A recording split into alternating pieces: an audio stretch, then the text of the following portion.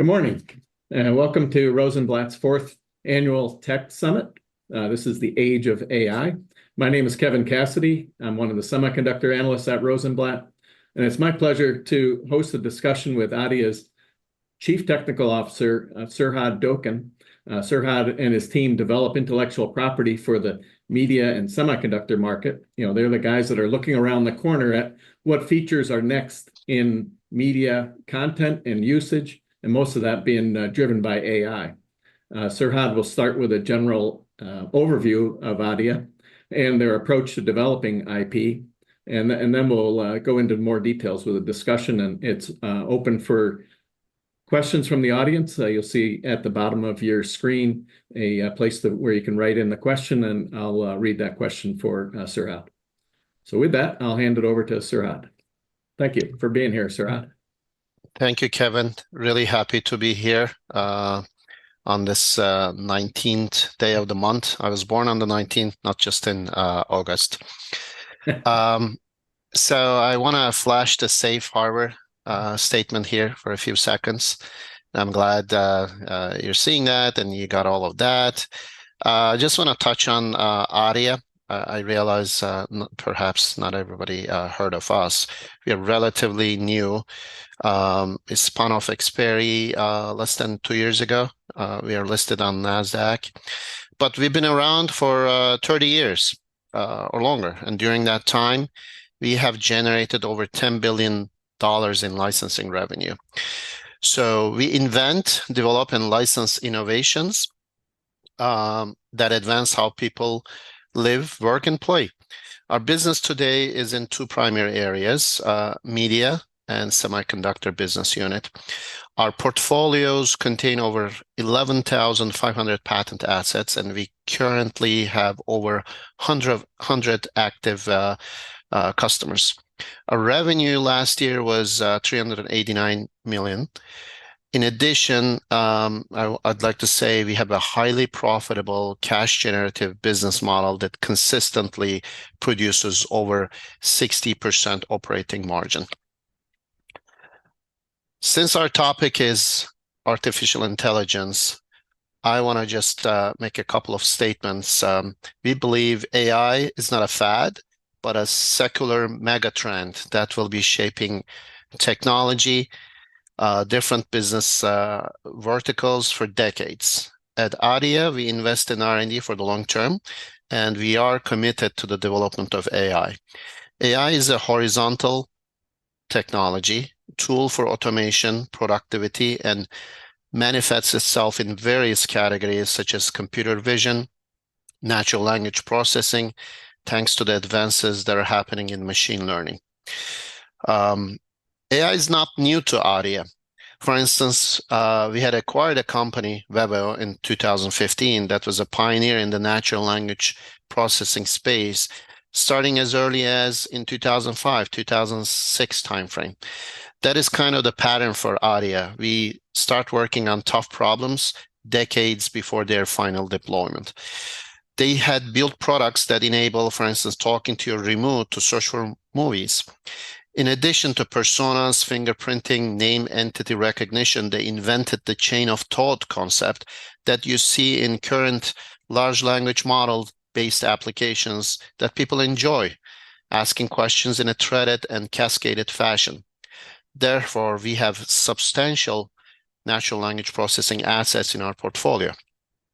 Again, personalization, search, ranking, recommendation space, which all use heavily AI, is the DNA of the company going back many, many years.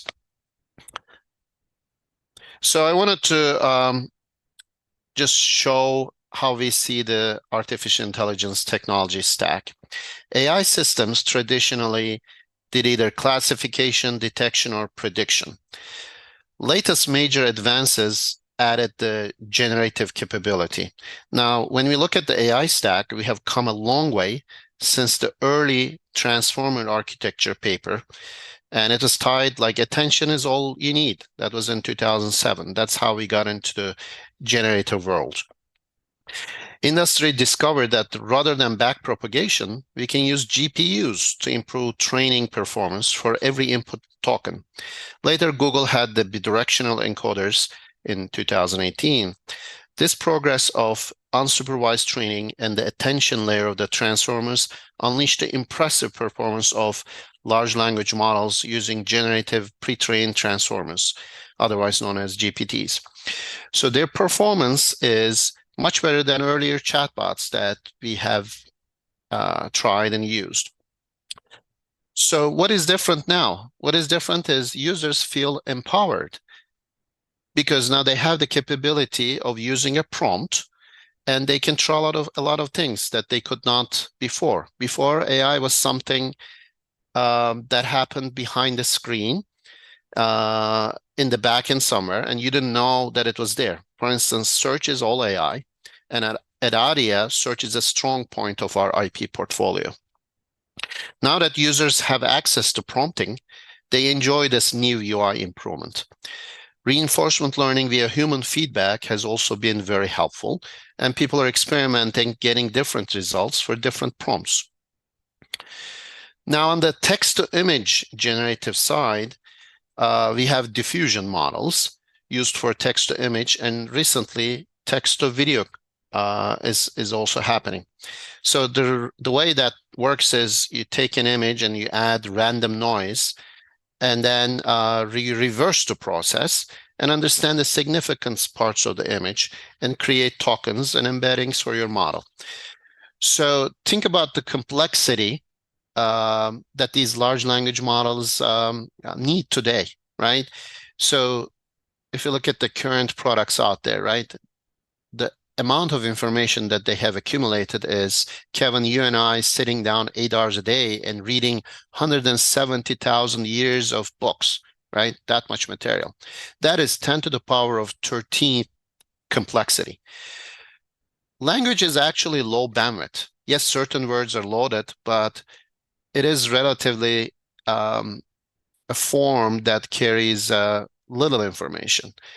Now, the current language models are using trillions of tokens and parameters to power the LLMs. But if you consider like a 4-year-old toddler, right? During that toddler's time frame, lifetime, they have observed the world, seen things, and the information that accumulated is 10 to the power of 15. You know the expression, right? A picture is worth 1,000 words. So vision is very bandwidth rich. And imagine the computational complexity to be able to like create the vision models that map the world as it is. Now, I read in the news recently a new startup, actually one of the godfathers or godmothers of AI out of Stanford, got to a level of becoming a unicorn in 4 months. And they will build a model of the world in 3D. Imagine the computation complexity that's going to require. When I heard that news, I thought, finally, somebody is catching up to the vision that we have at Adeia. I feel validated. At Adeia, we've done a lot of research on SLAM, simultaneous location and mapping technologies to enable that vision, map the world in 3D. So when you look at the stack, right, starting from the hardware level, the chips, the hyperscalers, generative AI models, foundational models, the architecture that they use, transformers, generative adversarial networks, RNNs, variable autoencoders. And finally, when you get to the applications and specific vertical applications, and we play in a lot of verticals that you can see, what you realize is, in fact, very few companies in the world can play at multiple layers of the stack unless their market cap is in the trillion dollar club, right? So one company may be present at the hardware level, not on the foundation level, or another may be present at the broad application level, but not focused on a specific business vertical. At Adeia, we are unique in a way that we play at multiple layers of the hardware stack, both on the media and the semi side. And I believe we're still in the early days of AI. So when I look at the content world, right, the media world, in addition to the impressive creative outputs offered by Gen AI, just like any other business, every content workflow step will be impacted and improved by the AI tech stack advances. A couple of examples are automated content generation, personalized user experience, detecting copyright engagement, predictive analytics, using AI in gaming, in game design, language detection. These are just a few examples. So we believe at Adeia that future of AI is multimodal, and all modes have to be working together at the same time, simultaneously. That is an end-by-end complexity problem. It's an exponentially complex problem. And at Adeia, we like complex technical problems that the industry has, and hard problems are what we focus on. And that's where we really shine, whether it's using AI for compression, for imaging computer vision, or on the consumer side, on the consumption side, where there's an interface to the customer. For our solutions, we take the system aspect and we consider a cross-layer impact of solutions across the stack and across value chains. That is why we develop and apply AI inventions for the full AI stack and product ecosystem, for instance, for media, that's going to be content capture, transmission, and rendering. So these are what you're looking at is basic building blocks of AI applicability in the content ecosystem. Their applicability is different to various business verticals that our inventions focus on, whether that's video, which is our core, e-commerce, ad tech, or auto. And you can see for different media type, whether that's image, text, audio, video, 3D, there are different applications that spans across the gamut here, whether it's voice cloning, object recognition, 3D model generation, image enhancement, virtual content generation, programmatic advertising. So I wanted to cover a few examples that we built prototypes. We constantly show our inventions at various forums.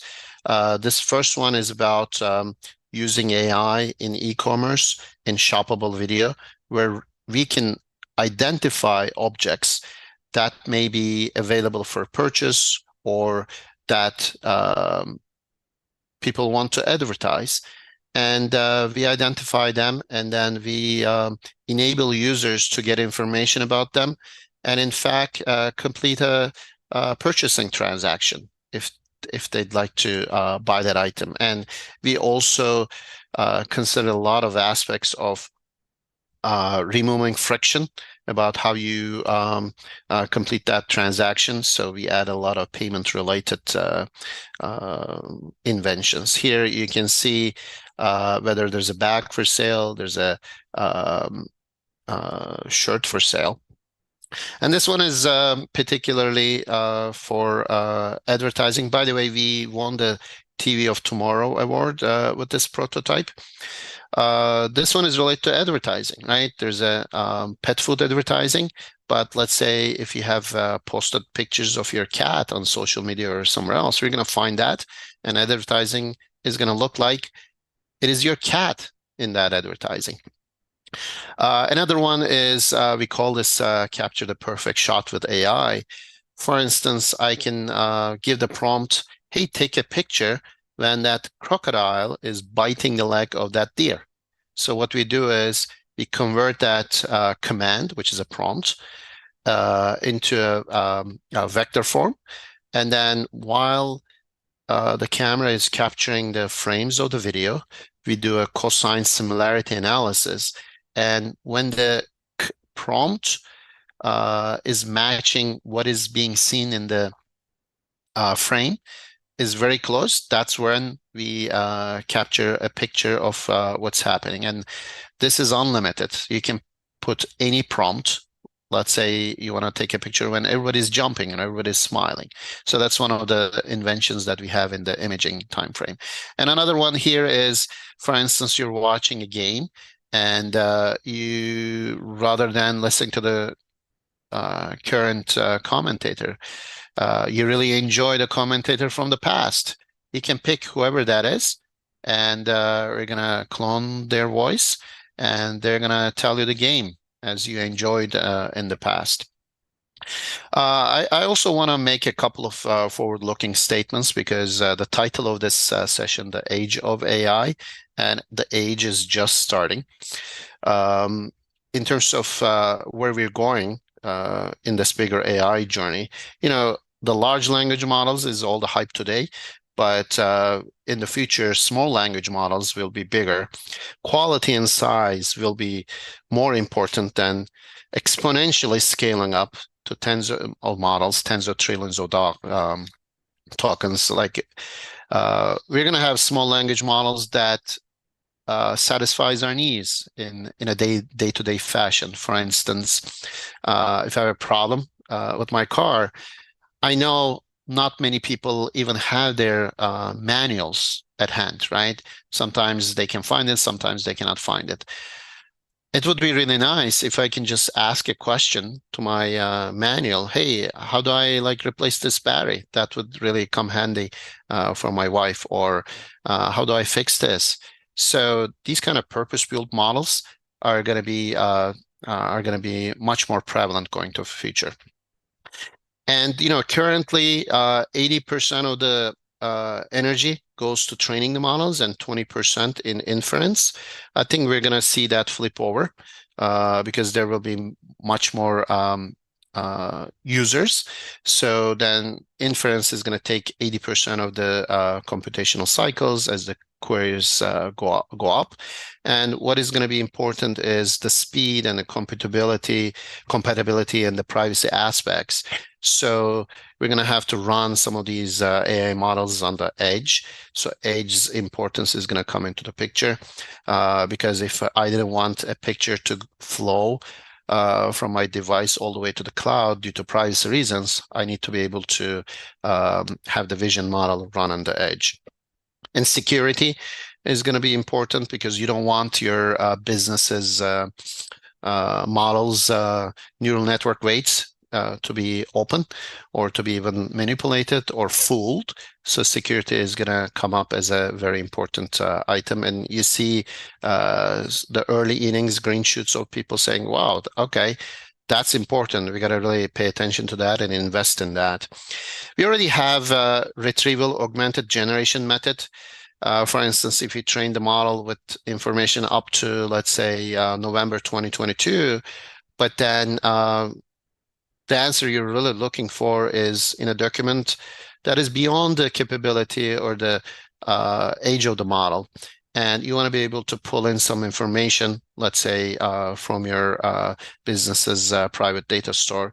And we're going to use used retrieval augmented generation method for that.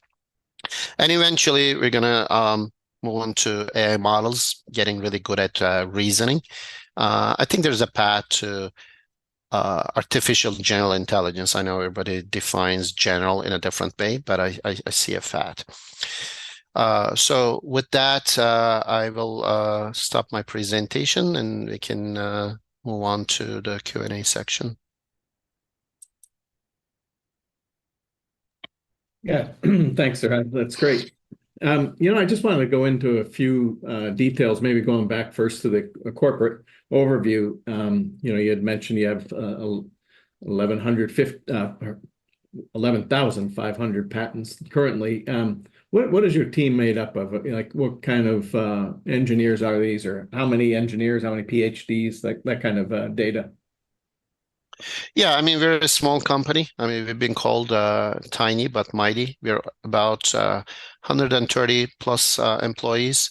A little over 1/3 of that, they are engineers and inventors.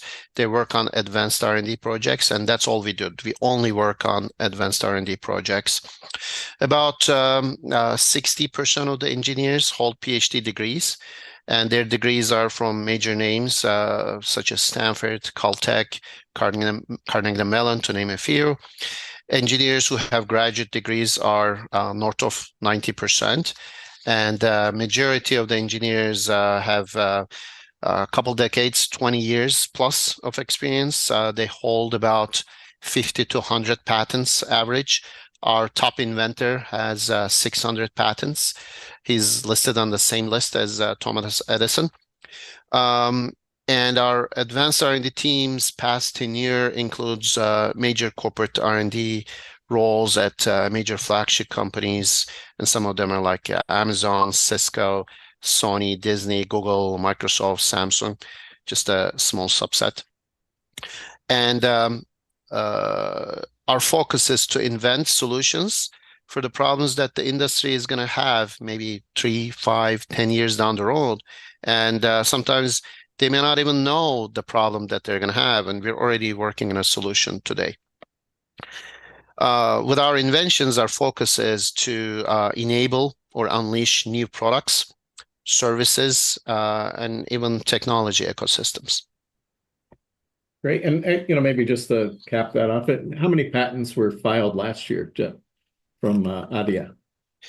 Yeah, based on a third-party analysis done by Harity and Harity LLP, we were number 70 in terms of US patents granted last year. We ranked higher than major names like NVIDIA, Adobe, AT&T, ASML, Lenovo. We had 554 patents granted in 2023, and there are 536 applications that have been published. We still have another 2,900 patents that are in pending mode.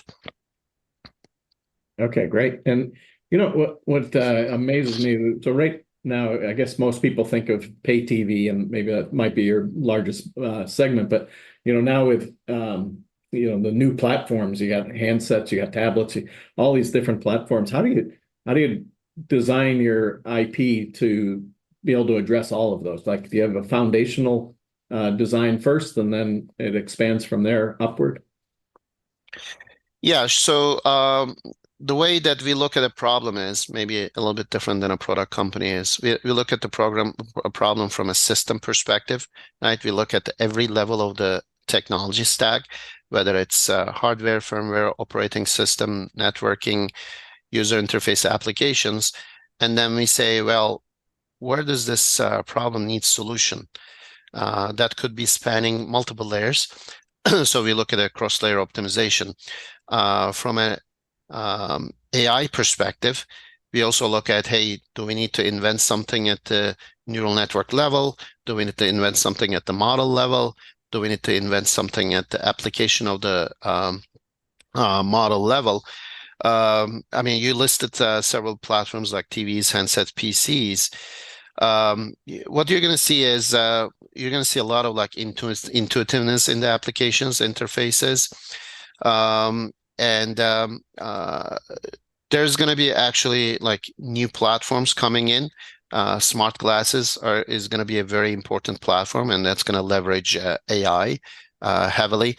That new platform is going to have a lot of cameras, computation, sensors embedded to it. It's going to be able to see what you see, and it's going to be able to compute what it's seeing and explaining it to you.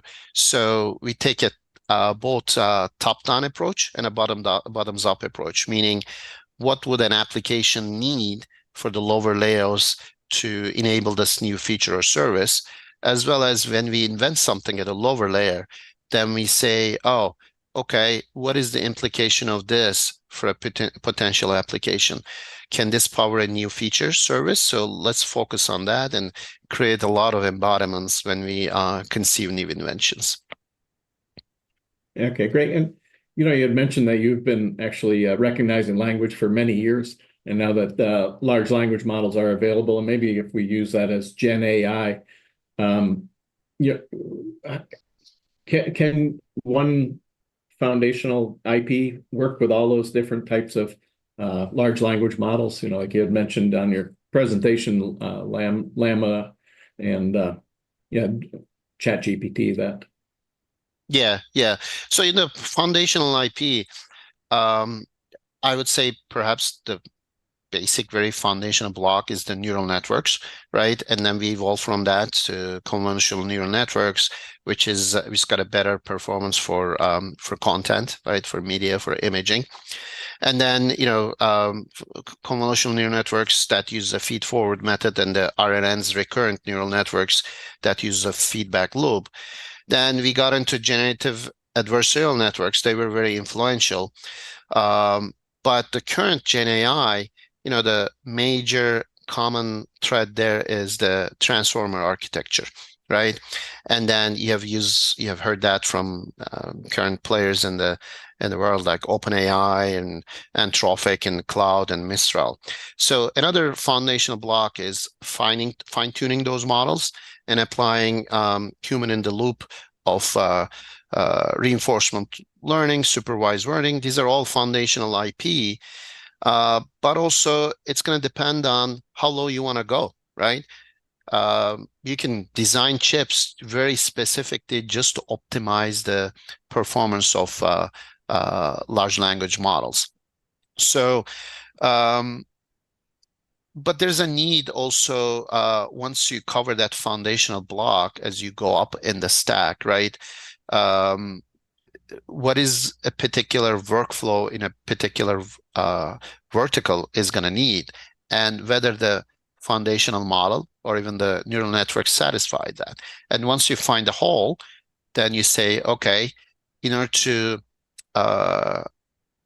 remove this roadblock, which is impeding the growth of the industry, I can go ahead and plug that hole and open up a bunch of new fancy new features that can be added. So that's kind of our approach, because what you're going to need for personalization of media versus e-commerce, they're going to be like very different, and they're going to have different needs at the lower layers in terms of scalability, performance requirements. See, and as you have all these licensees and all their different platforms, TVs, handsets, PCs, how do your licensees differentiate their products from each other if they're all based on your IP? So I'm going to give you a longer answer and perhaps personal answer. I've been in the tech industry for 30 years, and 20 of those were in product companies. First time I started working at an IP company was 2008. I got a job at Qualcomm Corporate R&D, and you remember, like 2008, the housing prices were really up, and people were saying, hey, the reason that the housing prices are up is because they're not making land anymore, right? You can't make land. And at the time, when I first started, I'm thinking, okay, this is really interesting. This is really different than what I've done, right? I've been building products for deployment within the next 6 months. So I'm really focused on execution and implementation.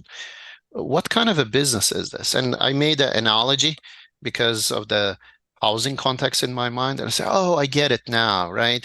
What we're building is, we own real estate, intellectual properties like real estate, and royalty is you kind of collect rent. Now that fast forward, when I got to Adeia, it dawned on me, and I'm like, no. It's actually different. We make land. There's no land, and we invent a solution, intellectual property. We make land. That doesn't exist. And then perhaps a common term that's used in that industry is the landowner says, and sometimes, hey, build a suite. We can put a house on that land for you. It could be a Victorian house. It could be a beach house. And then people say, yeah, I like that. I'll take that. No, I got some esoteric need. I want to have this different type of, like, I like row houses. So at Adeia, we make the land, and then we build prototypes. We show it to the world. We teach how this invention can be practiced. We build a demo. We show how it can be built. So people can take that, or people can build their own house on that land. But still, we own the land. So how do our licensees differentiate, right? There are certain things that we're good at. We're good at solving problems for tough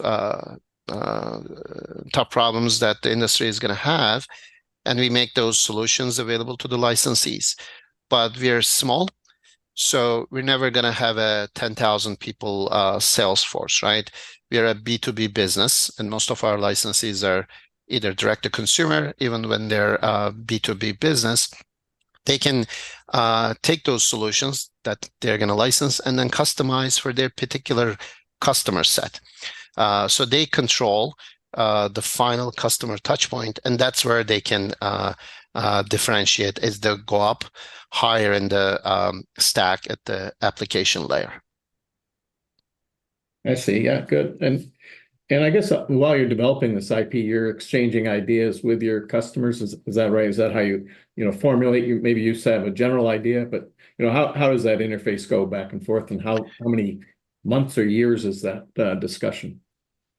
So that is always a collaborative process. We constantly present at both industry conferences and technical conferences, and these conferences are frequented by either our current or future licensees. We teach our inventions, we show prototypes, and then we're also part of forums where collaboratively specs are developed, code is contributed to GitHub, etc. So depending on the scale of the problem, right? This could be in 3 different time frames. When we look at things, for us, short-term tactical is 1 to 3 years, strategic, that is 2 to 6 years, and speculative could be 6 to 10 years. So those discussions depend on collaboration, and information exchange can go a very long time. Or if the invention is much closer to commercialization, the time frame can be shorter. But when we develop IP for our portfolio, we operate with those three time frames. That's like, yeah, and to talk about when you're looking around the corner, and maybe as AI plays out and some of these new handsets, and you just speak to your phone using a large language model. Can you talk about some of the, we're going to do away with a lot of the apps that are on our phones today, and you'll just, maybe there'll be, if you're looking for an Uber or a Lyft, your phone will help you make that decision. Just say, I want a car. You don't care which service it is. That, maybe if you could talk about that, where are we going with AI and being able to speak into your phone or PC? Sure. I think there were 2 major points that you made there. One is AI taking over other apps as an interface. That is certainly true. And then having a single app that speaks on behalf of all the other apps. For the latter, there's the concept of super app, right? That is really popular in China. Maybe it's going to come to US slowly. But in a way, what I see, as you described, as digital assistant, right, can be your super app. And I think we're going to go way beyond what you're thinking. For instance, let's say I just got off the plane, right? My digital assistant, which is actually maybe have access to the cameras of my smart glass, is going to know that I just got off the plane and I'm actually walking at the airport, navigating through a rideshare exit. And maybe it's going to help me navigate because, it's certainly a person that's not even easy to find. And it's going to calculate how long it's going to take me to get to that location, and then call me the ride-shared vehicle. So it's going to be there before I even I don't even have to wait. It's going to be there when I arrive there, and it's going to be able to see if my flight is early or my flight is late, or am I picking up my luggage before calling to the rideshare. So this is a multimodal future, right? And it's real time, dynamic, and things are going to change in the real world because things happen, right? So your digital assistant super app that has multimodal capabilities, not only text, voice, but also vision. And I think we're going to move into the vision world pretty fast, is going to be able to take care of all of this. Wow. That's a change. So, maybe along those lines too, that it comes up now about fake content. And like how does Adeia help avoid the maybe you see a speech and it looks real, but it's not really that person. It's not what they said. How do we attack that problem? Yeah, I mean, we recognize privacy security in this particular security is an important issue for Adeia. So we are always thinking about coming up with solutions for that. And I know a lot of companies, got into trouble or make the news. Hey, they trained their model using Getty images, and now they gotta go take a license, or they had their model watch a lot of YouTube videos to train the model. So what we do is, at least like from the image perspective, we have come up with a digital watermarking technologies where it is invisible. You're not going to know that it's there, but we're going to figure out whether that content is authentic or not. And about 2 weeks ago, we presented a paper, invited paper at IEEE MIPR, which stands for Multimedia Information Processing and Retrieval, where we are able to, we offered a new novel method. If somebody trains an image or video using, let's say, Kevin's drawing, right? Because, today you can tell a generative AI image to text model, hey, give me an image of a rainy Paris morning at a park and make it Monet style, right? They're going to do that, and they're going to show you, and it's going to look like Monet. It is inspired by Monet. So our method actually detects that that's happening, and then without doing like heavy image processing, but at the AI model vector embedding space, and it's going to tell you, um, well, even if it is 2% or 1%, hey, this uses the Monet style. There is art issue here. We're going to create a visual citation. So this solution enables protecting the copyrights of artists, and also enables removing the doubt, which may be in the front of the industry. So everybody can know, hey, I just generated this. Is there some copyright involved or not? I see. Yeah, that's great to get around the copyright. That was going to be my next question, but that's, and maybe even when you show the advertising, and maybe you're watching a TV show and you see that blender and you say, okay, I want to buy that. How does that interface change? Like, how does Amazon pay for that link, or where does that link go? Like, who do you end up buying that from?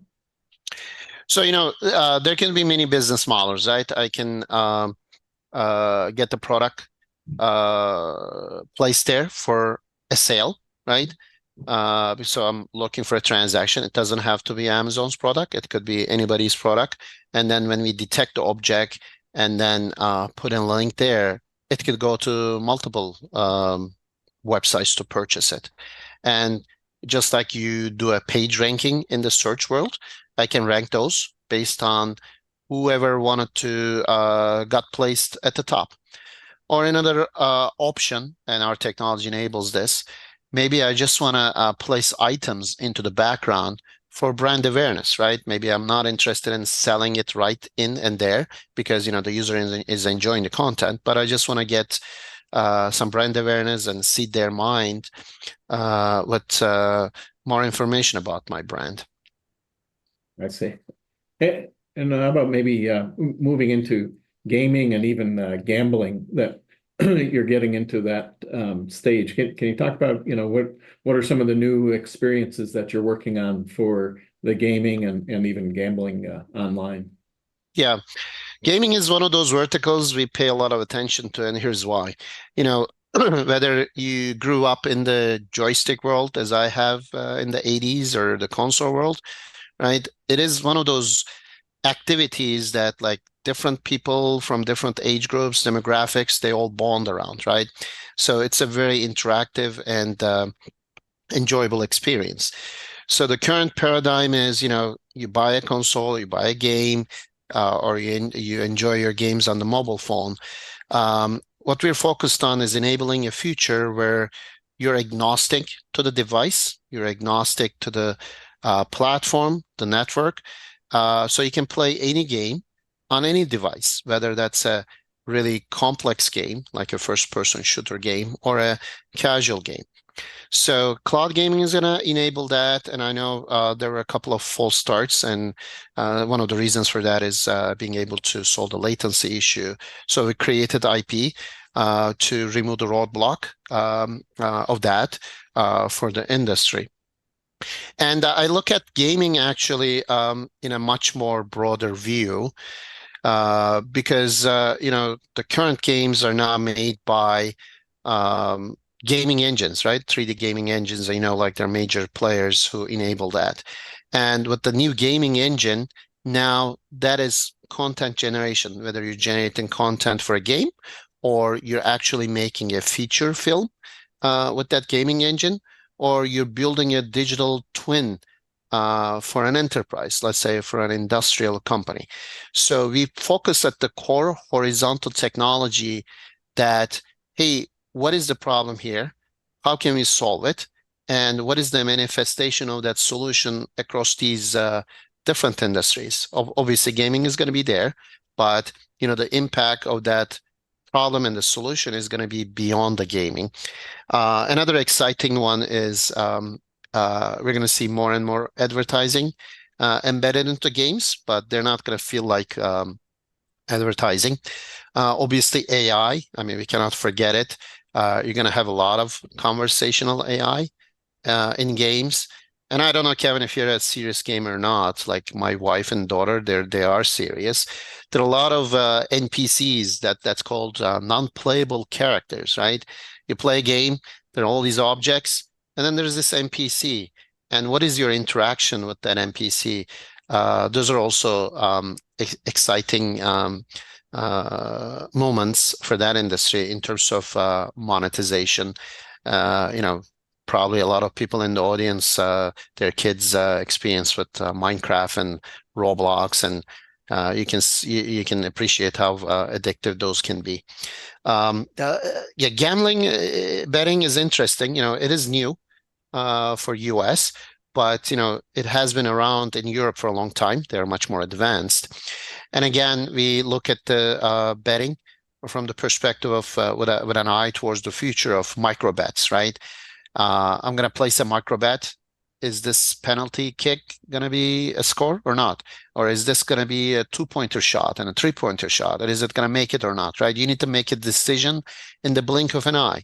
And whether you sit in, let's say, in the middle of the country versus having access to very fast internet connection, we look at how can I normalize and do data synchronization so we can make that micro bet fair for all parties involved.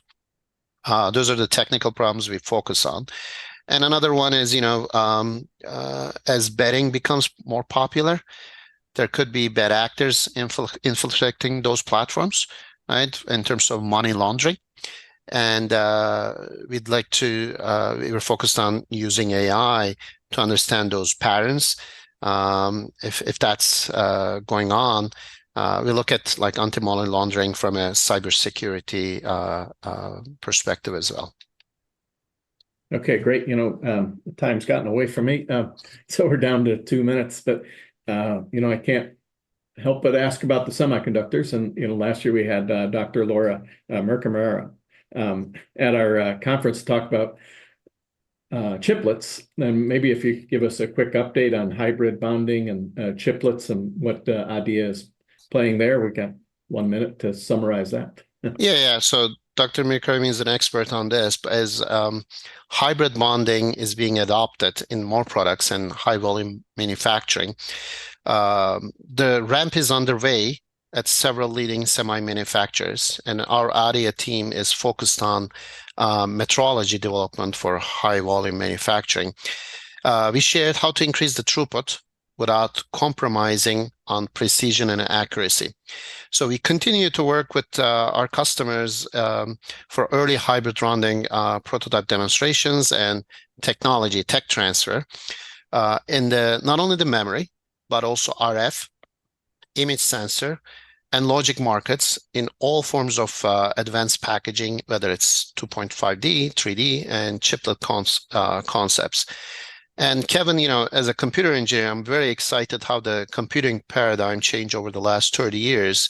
Even the meaning of what a computer is, like traditional von Neumann architecture, that is changing in network computer and HBM. These are critical advancements. It's going to enable the AI progress by improving efficiency and accuracy. And hybrid bonding is a very critical technology as well. That's going to help with the efficiency, accuracy of machine learning algorithms of all these applications that we just talked about. It's a key enabling packaging technology that AI definitely needs. Great. Well, we're out of time. Serhad, thank you very much. Could talk to you for hours and hours about all these new ideas. Thank you for attending.